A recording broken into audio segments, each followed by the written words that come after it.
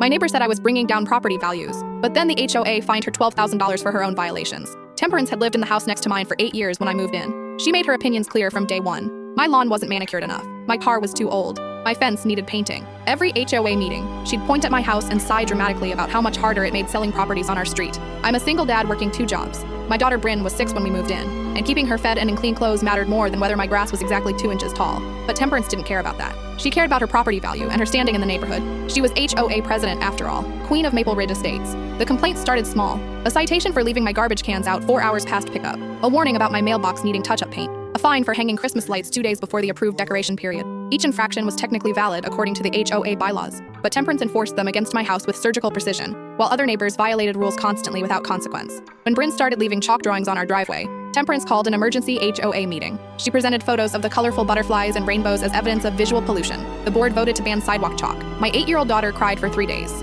That's when I started paying attention. I began documenting everything. Photos, timestamps, measurements. I walked the neighborhood with a notebook, recording what I saw. It took 6 months to build my case, but what I found was remarkable. Temperance's immaculate property, the one she constantly referenced when criticizing mine, violated 47 different HOA bylaws. Her shed was 3 inches too tall. Her fence extended 6 inches onto HOA common property. She'd installed a satellite dish without approval. Her landscaping included prohibited plant species. She'd repainted her house trim a shade not on the approved color palette. She was running a home business without proper permits, hosting yoga classes in her garage 5 times a week. Her surveillance cameras pointed at the street, violating privacy regulations. And perhaps most damning, she'd built a decorative pond that exceeded size restrictions by 14 square feet. I compiled everything into a folder with photographs, measurements, and direct citations from the HOA bylaws. Then I attended the monthly meeting. Temperance began by proposing new fines for neglectful homeowners. She glanced at me significantly. Before she could continue, I raised my hand and requested the floor for a compliance report. I've noticed some concerning violations, I said, opening my folder. Section 4.2 states that all structures require board approval. Section 7.8 prohibits commercial activity. Section 12.3 restricts water features. I went through each violation methodically.